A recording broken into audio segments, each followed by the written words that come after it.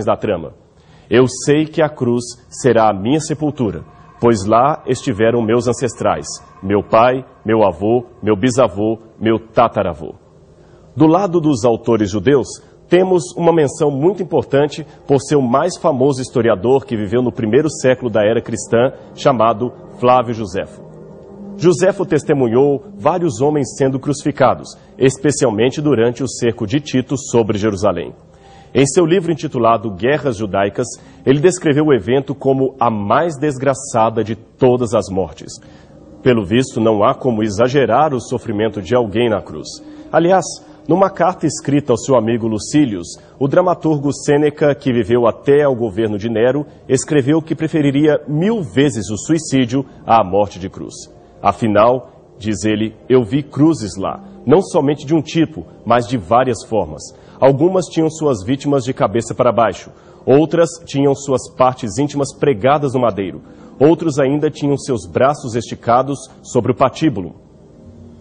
O império tinha regras claras, que incluíam a pena de morte, geralmente acompanhada de muita dor. Por ordem de sofrimento, as 4 mais terríveis penas capitais em Roma eram: em 4º lugar, o degolácio, ou decapitação. Em 3º lugar, o daninácio ad bestias, ser lançado perante animais selvagens para ser devorado vivo. Em 2º lugar, vinha o cremácio, ser queimado vivo. E em 1º lugar, o mais terrível de todos, a crucifixão. Mas, talvez você não saiba, havia vários tipos de cruzes no passado. E talvez seria interessante conhecer esses modelos para procurar descobrir qual teria sido aquele que Cristo se submeteu. Esta que você vê em seu vídeo possivelmente seja a mais antiga forma de cruz que se tenha conhecido. Ela era apelidada de Crux Gammata, ou Cruz Gama.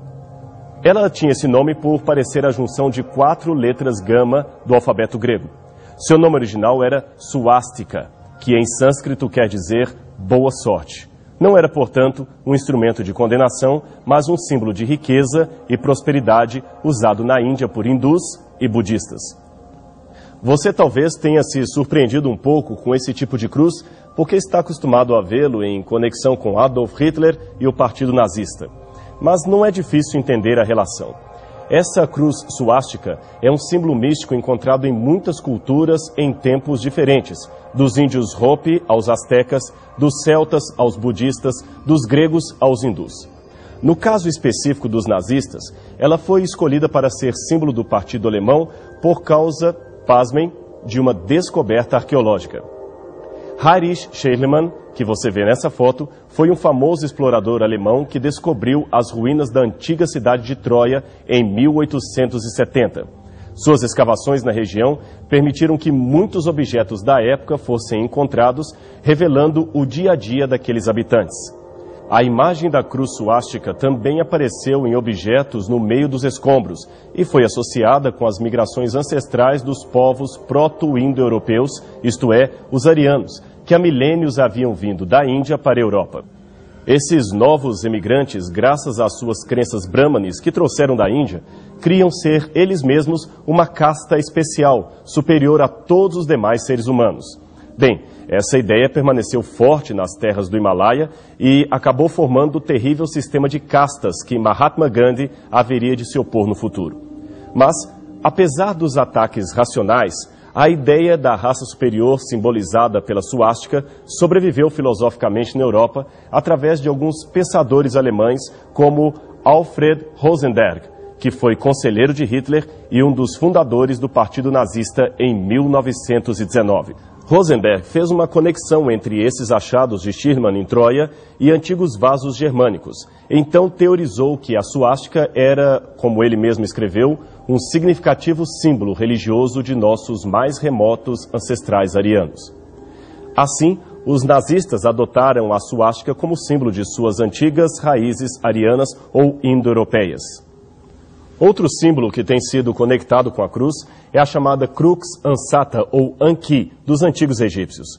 Esta também não era um instrumento de condenação, mas sim o símbolo da vida eterna, que ficava nas mãos da deusa egípcia Serret ou do deus Sebek. Bem, como esses tipos de cruzes não eram condenatórios, podemos então retirá-los de nossa lista de possibilidades. Mas, em se tratando propriamente de instrumentos de execução, os dados históricos nos permitem dizer que havia pelo menos 4 tipos básicos de cruz usados pelos romanos nos dias de Jesus Cristo.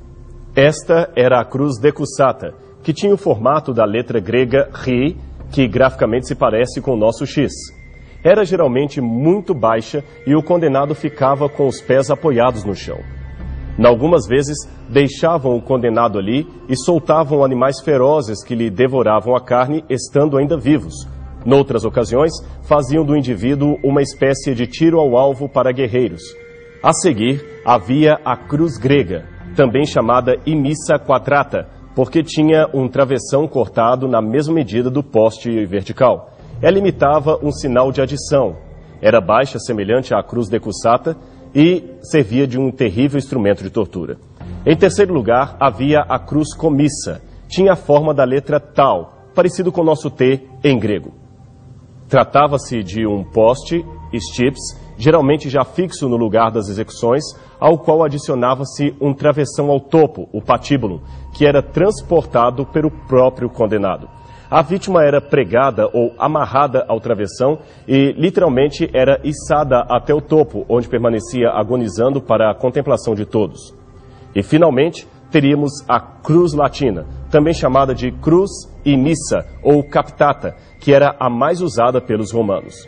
A cruz latina, esta última que mostramos, era bastante alta, algo em torno de 3 metros, e ela consistia de 2 módulos: o stips, ou o poste, e o patíbulo, esse travessão que lhe entrecortava, montando todo o elemento. A vítima, geralmente, carregava o patíbulo até o local da execução. Como se pode ver, a última delas se refere àquela cruz que tradicionalmente conhecemos nos diversos quadros e pinturas da cristandade associada ao Filho de Deus. A sua escolha para ser aquela que de fato teria sido a cruz de Jesus se deu devido a vários detalhes apresentados nos evangelhos canônicos. Primeiramente, vemos que somente ela e a cruz grega permitiam a colocação de qualquer placa acima da cabeça do condenado, como a Bíblia diz que ocorreu com Jesus. De acordo com o testemunho de Mateus 27:37, temos: por cima da cabeça de Jesus puseram escrita a sua condenação. Este é Jesus, o Rei dos Judeus. Esta placa condenatória estava escrita em grego, latim e hebraico para que fosse visível a todos os visitantes de Jerusalém naquela festa da Páscoa.